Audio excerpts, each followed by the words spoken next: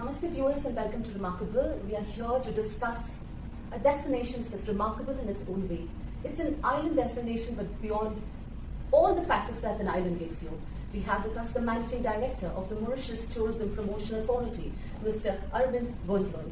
And he is very, very clear that his destination has so much more than just the beaches. Mr. Arvind, can you throw some light on the various connectivities that is going to bring both the beautiful countries of India and Mauritius together? Thank you for having me. I'll just forge in directly into these questions. I think connectivity is key for the development of tourism. And concerning India, we've got direct connectivity from Mumbai, Delhi, serviced by our national carrier, which is Air Mauritius, 5 times a week from Mumbai, twice a week from Delhi. And recently we've had the privilege of welcoming Vistara, who's also servicing Mauritius on a 5-weekly basis. So this increase in connectivity definitely impacts on tourism. We are very confident that with the increase in airlift capacity, this will automatically inspire more tourists to come to Mauritius. My second question is about the various facets that the destination has to offer.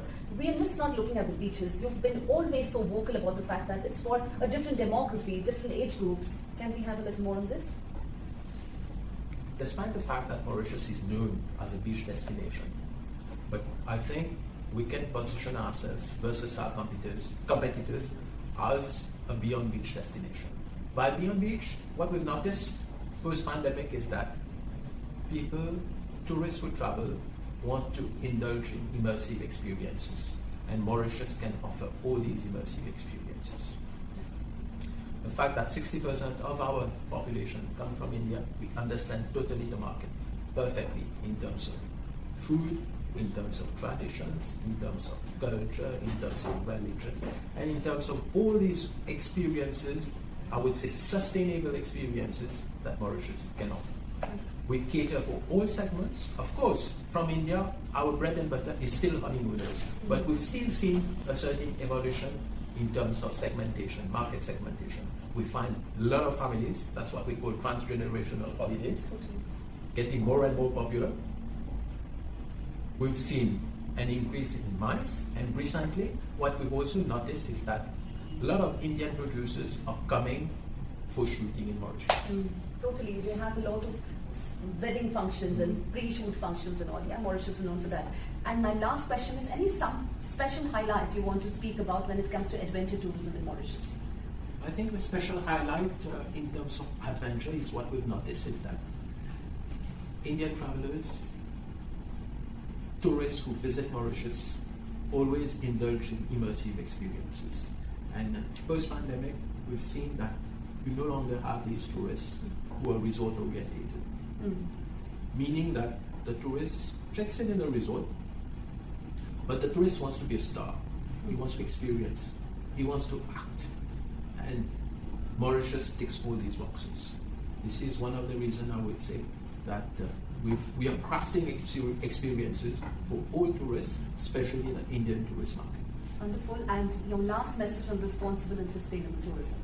I would say, as any small island, Mauritius is definitely a small island, development state as we call it, obviously impacted by climate change.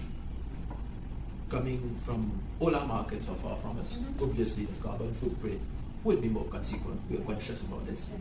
But we have implemented so many measures to mitigate these effects. If you see the list of measures that we have implemented in Mauritius to mitigate over the past years are great. For instance, we've just banned single-use plastic recently.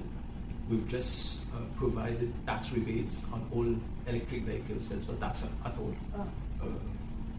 Nowadays, with new constructions of any properties beyond 50 rooms, you need to have sustainable, renewable energies being used. I mean, you need to have a water treatment plant on your property. There are so many measures which have been implemented to mitigate the effect of on the environment. Okay. And anything on sports tourism, by any chance Mauritius is wanting to put forth? Basically, we really want to promote Mauritius and position it as a carrefour in the Indian Ocean for events.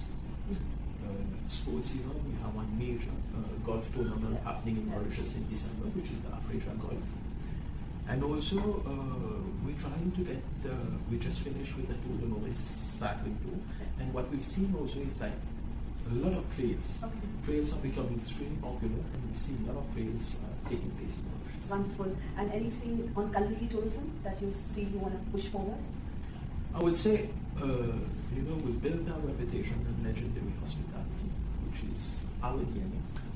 And with this comes obviously gastronomy. The fact that people come from 4 different continents, bringing different spices from all these continents, has made really Mauritius, has positioned Mauritius as a gastronomic destination. And yes, we've got a lot of celebrities, chefs visiting us, and I'm proud to say that the level of gastronomy is really evolving in Mauritius, and so that will become a hub in the Indian world.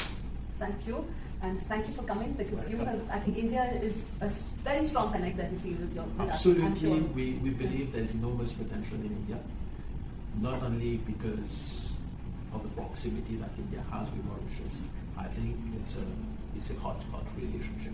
Beautiful. Thank you. Thank you so much. Thank you so much, sir.